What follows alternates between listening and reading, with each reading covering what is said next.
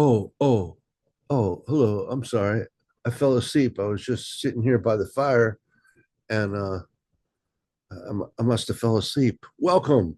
Welcome, welcome, welcome. So glad you stopped by. Pull up a stump, pull up a chair.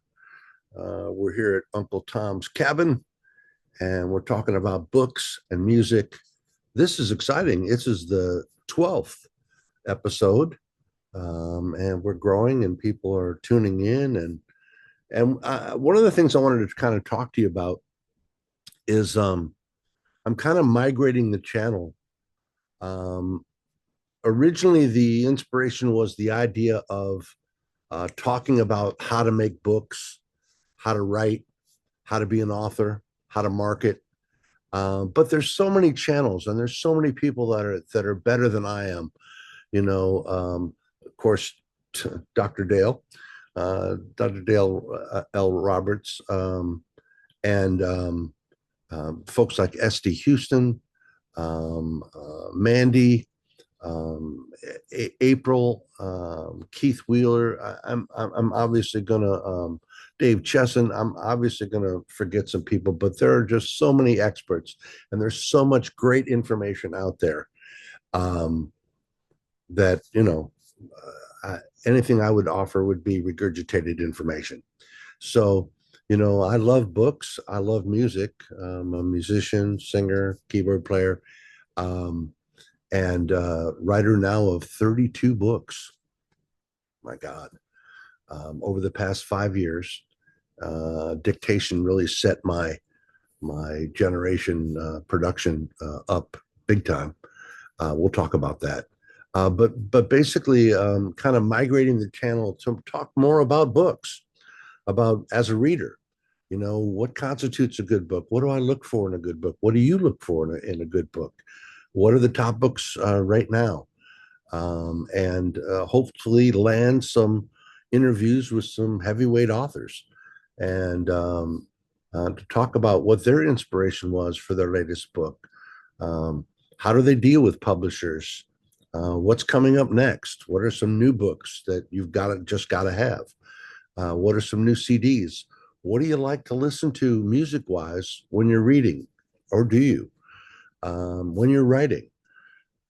Get my fingers up there. Um, when you're writing, what kind of music do you like to listen to? So I'd love to hear from you. You can always reach me at the address right down there. And it's book info at nextstopparadise.com. I'm excited. We've got a wonderful guest, Evan Gao from Story Origin. This will be a great episode for you if you've ever thought about writing a book or you know of somebody who's writing a book. And we'll talk about some of the wonderful stuff that they offer. A lot of stuff happening in the book market these days. KDP, I guess, changed up a whole bunch of stuff, and you can tune in and find out about that. Also, you'll see a list, or a graphic of the top 5 books, Tom's top 5, from the New York Times, top audiobooks, uh, draft to digitals list. We're gonna that's my aggregator. That's kind of like my publisher. That's the people who help get my books out into the world, and it's really exciting. Over the Labor Day weekend, I published 2 books. The last book, number 3 and number 4, in the Leviathan Protocol series, underwater adventure and archaeological discovery. Um, so there's 4 books. The Leviathan Protocols, number 1. It's about the Chinese mining of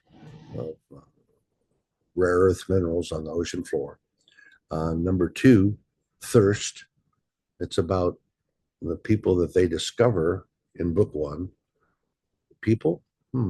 No, the aliens, and they're here for the water. And then number 3, The Search for Atlantis, and how that all ties in. And then the last and final book, number 4, which just came out here, and that's Mu, the Enigma. And that's about a little known kind of twin to Atlantis. Um, and but only in the Pacific, predating the Polynesians. And our trio of adventurers, Captain Pete, Dr. Tessa Ross,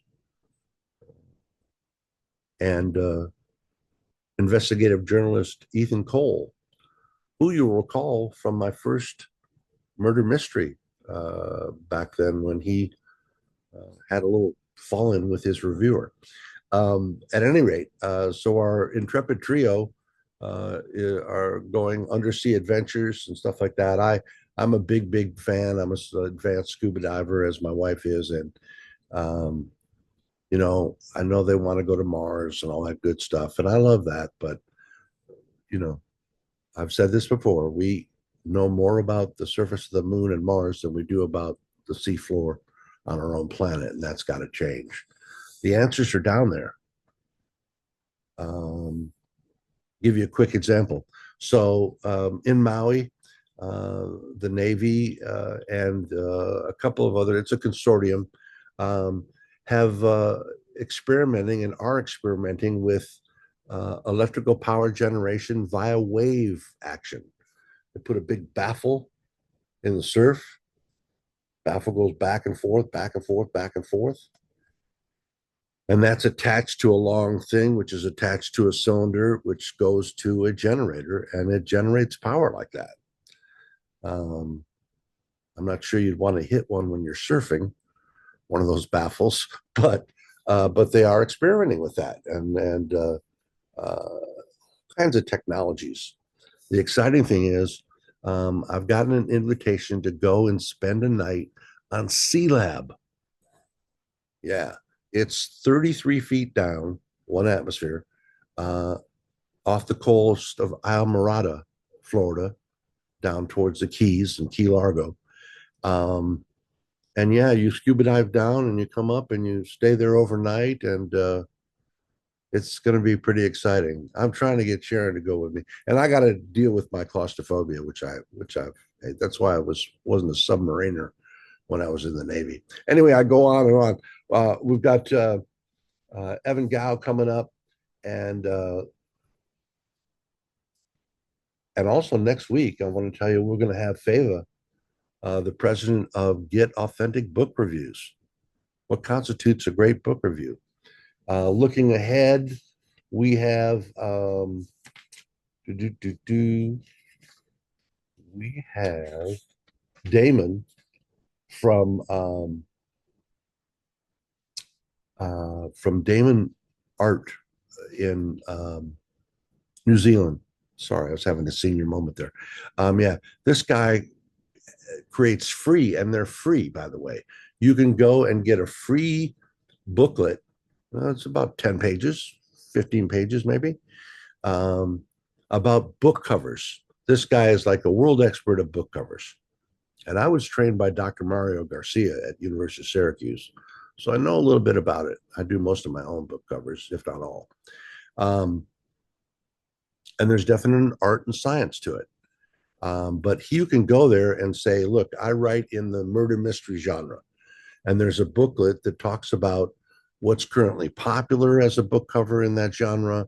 And like that. It's absolutely outstanding. We're going to have him on the show. So without further ado, well, I'm very excited about having this guest on the show.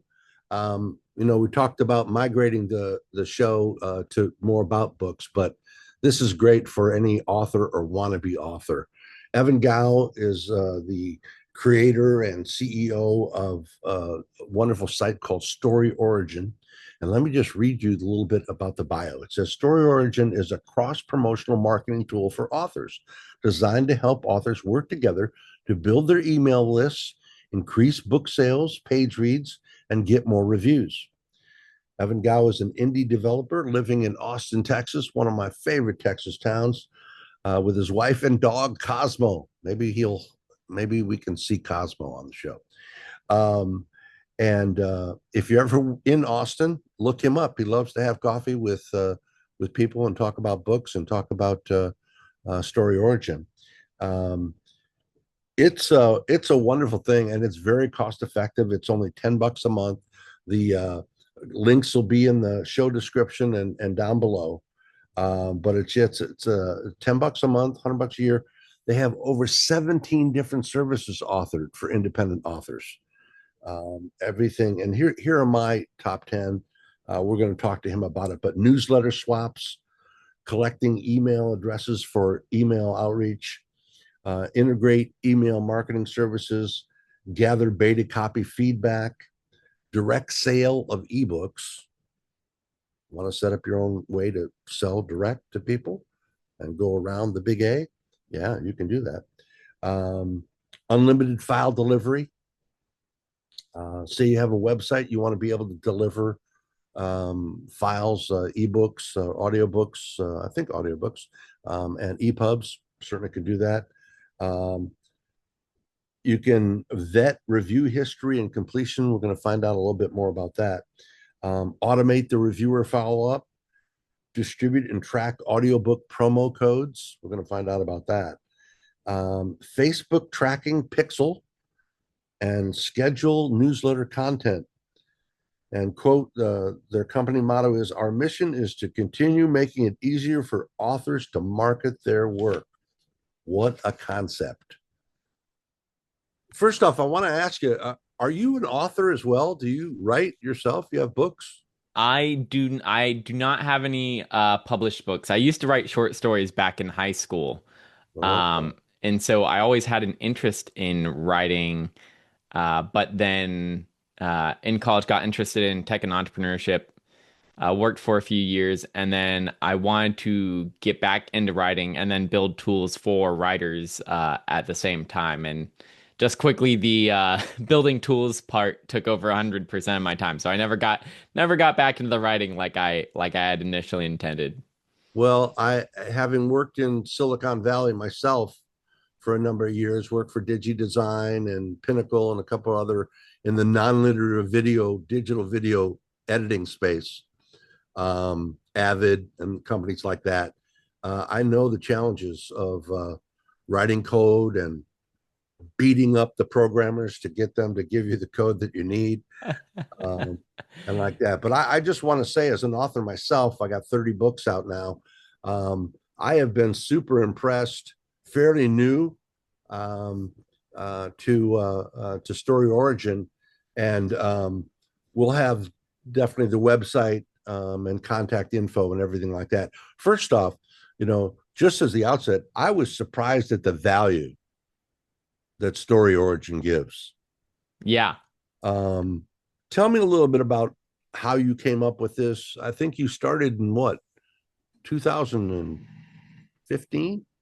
Oh, So Story Origin, so I left my previous job in July 2017 and then initially launched Story Origin in April 2018. And so the the impetus or the idea behind it was, so I went and I talked to a bunch of authors. I said, "Hey, what sort of tools do you need?" And they were like, well, I use this service for building my mailing list, this other service for finding reviewers, this other service for creating universal book links, some combination of like email and Google Forms to arrange newsletter swaps, some combination of like Word docs or Google Docs and email to get feedback from beta readers. And I was like, okay, I see the problem. It's not necessarily that you lack the tools so much as like you have 8 different services, 5 different spreadsheets. You're doing all this context switching to be like, oh, I need to do this one task. Now, right, I have to go find my login for that. And what site was it? Or where did I save that spreadsheet? that's how I get my hair like this. Pulling my hair out. Exactly. And so I was like, okay, I'm going to set out to sort of build a one-stop shop where authors can do everything from just one place. And I Well, think had I told you that at the time, you would have said, Evan, I don't believe you. well, That's the nicest way you would have put it. it's an Achilles heel for most authors, both the marketing aspect, which I often say you've got to spend as much on marketing and promotion after as you did on production.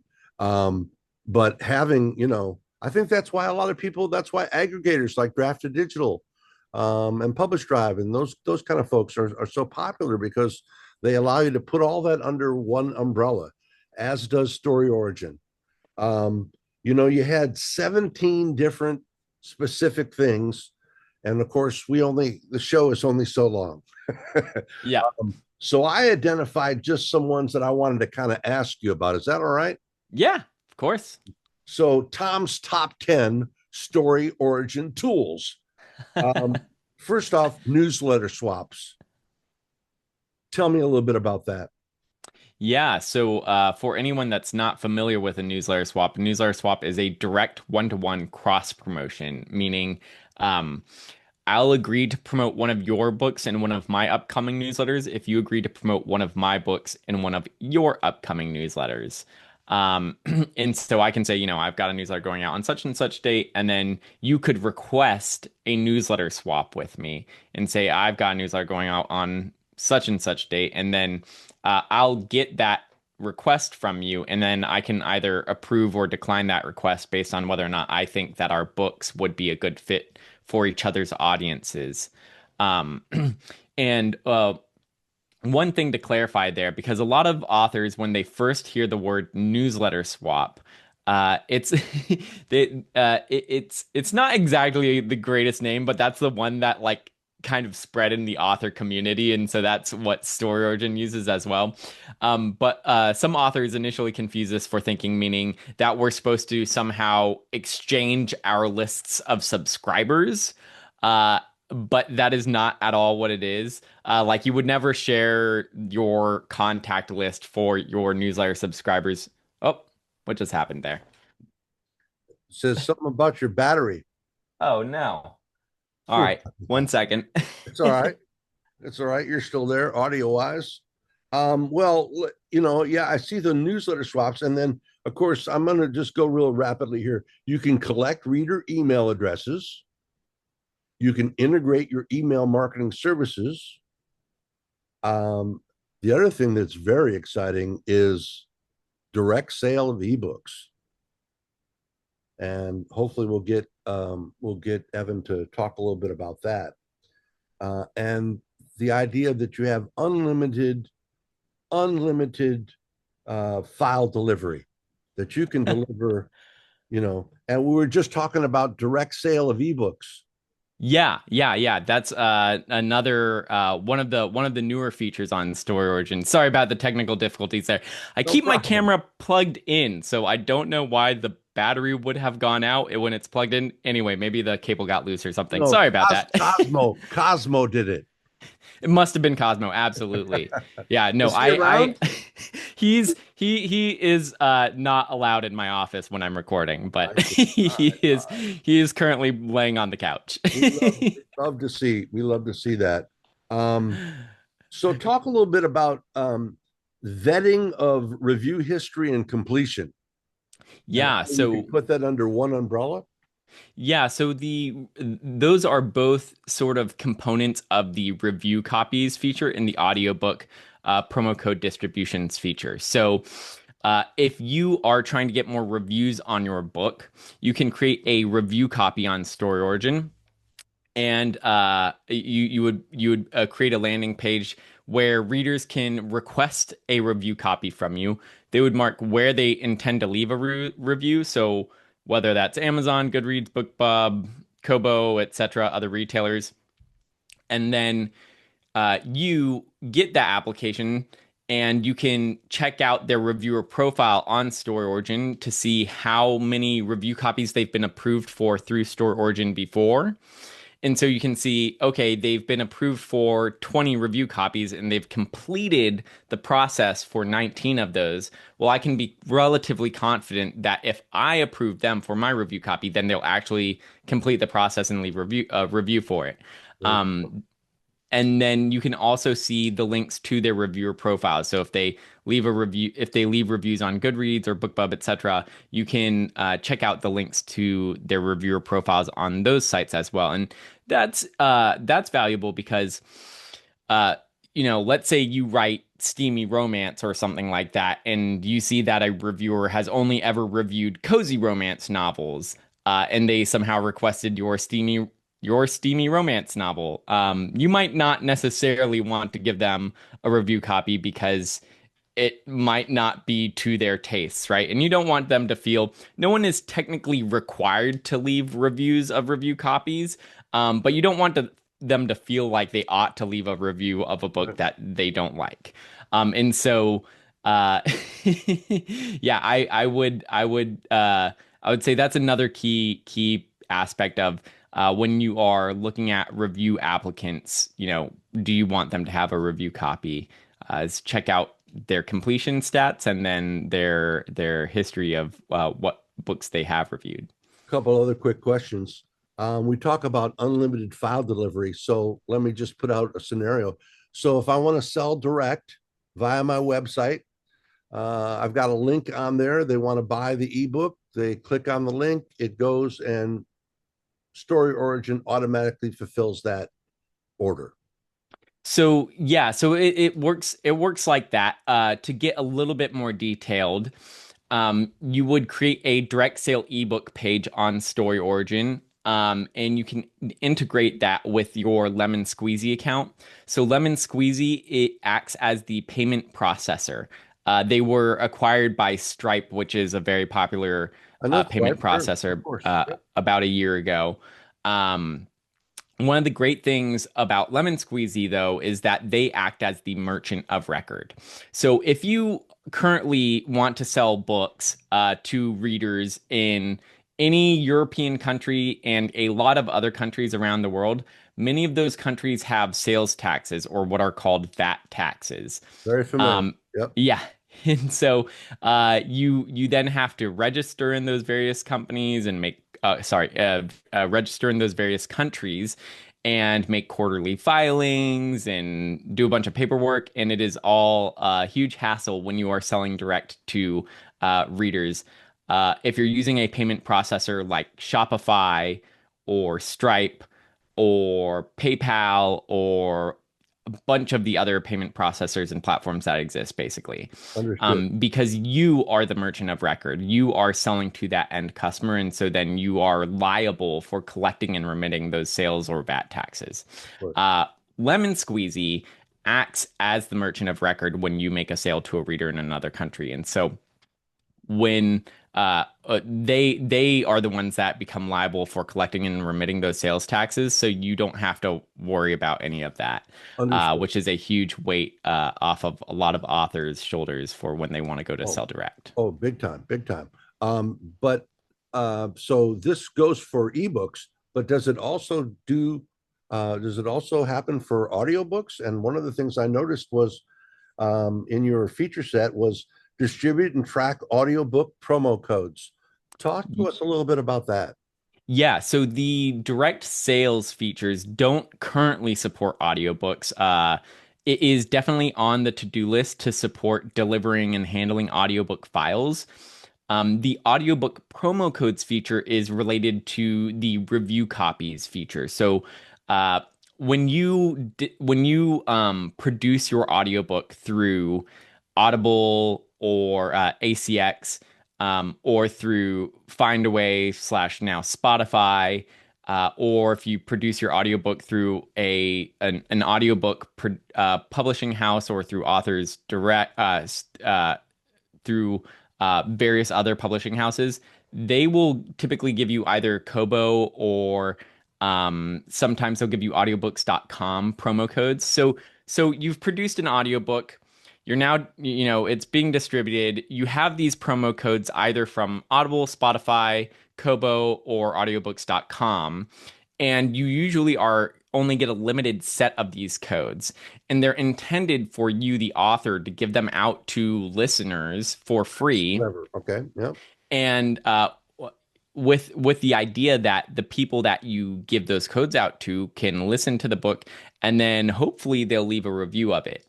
You get a limited set of them though too, so they're pretty valuable. So you want to make sure that you're going to get them into the hands of people that are likely to leave a review.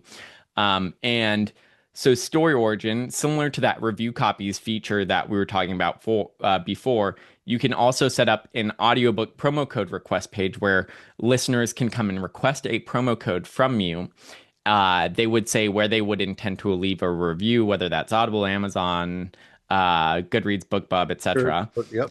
And then you can check out their reviewer profiles and their completion stats. And then you can either approve them with a code or decline that application if you don't think they would be a good fit. Well, that's one, I would just say fulfillment. If I could just get a place that would fulfill my ebook orders and my audiobook orders, that alone would be worth the $100 a year. Uh, Yeah. and being able to manage and track all these things, you're exactly right. I mean, it's like an octopus.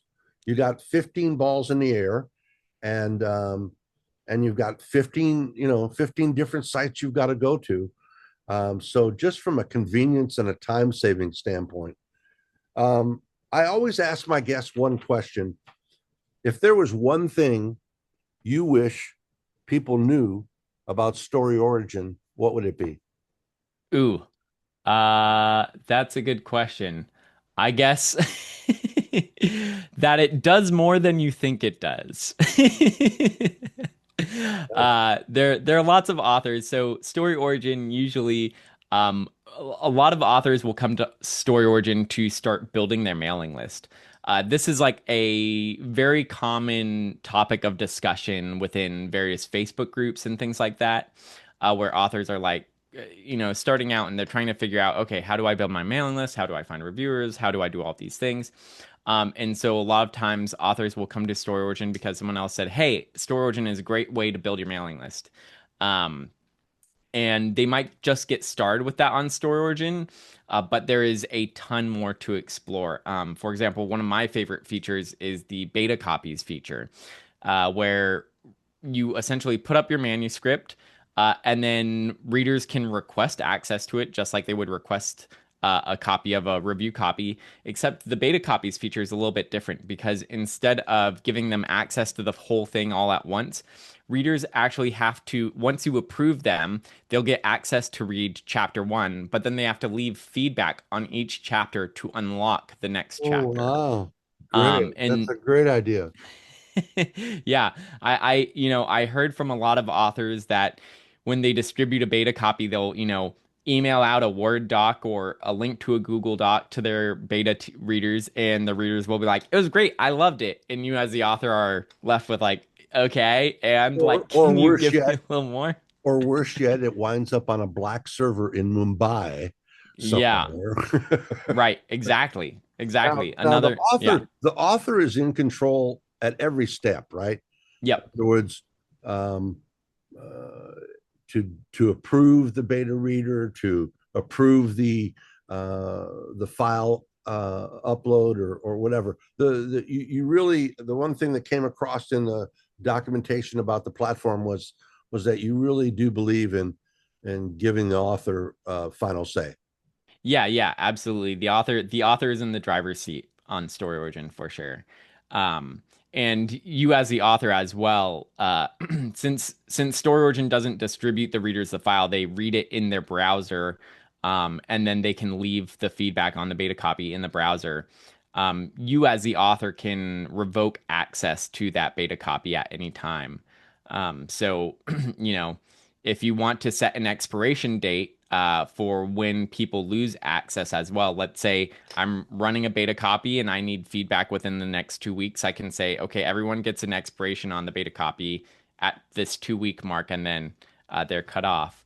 And then I get the feedback from there and include it in my editing process, or however you want to run your editing process. Well, that's absolutely outstanding.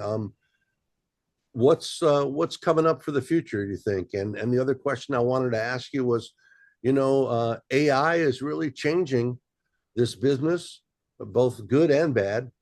On the one hand, we've mapped the human genome, and my sister, scientist sister, nurse practitioner, says we're this close to making cancer a manageable disease like diabetes. You get cancer, you take a shot, you take a pill, boom.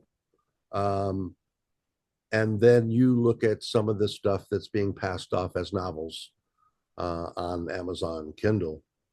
So it is a double-edged sword. But what do you see as the future of? Do you see AI being more of a tool for management and the business aspect of this crazy business of creating books. Yeah, I mean, there's definitely a place for AI. If, authors want to use it for helping them, come up with ad copy or something, like if they're running Facebook ads, that kind of thing can certainly be helpful. Um, as for, where AI would be included in Story Origin, I don't really see including any sort of AI features in Story Origin itself. It doesn't really fit with the sorts of features that Story Origin has. I think adding AI features to Story Origin um, it would feel more like it was, jammed in there and not like not really make sense. Um, so yeah. Are there any new features or new abilities that are coming down the pike that you want to tip my audience about? There's nothing there's nothing in particular that I would say exactly. I usually play upcoming features pretty close to the vest. Just because I don't ever want to disappoint anyone on timing of them. Um, my to-do list is like several years long, so I've 2 years ago my to-do list was about 2 years long, and today my to-do list is about 2 years long, and I think in 2 years my to-do list will still be about 2 years long. Now, do you ever go to any shows like will you be at Author Nation coming up or any kind of writing shows, book shows, stuff like that? Yeah, I go to Author Nation every year. Yeah, Wonderful, yeah, wonderful. it's a ton of fun. I love it. I'll look forward to meeting you there. Yeah, It's going to be very, very exciting. Thank you so much for taking the time. I really appreciate it. We'll have all the contact information in the show notes. Evan Gile, thank you so much, sir. You make it a great day. thanks so much for having me on. Take care. You too. Bye.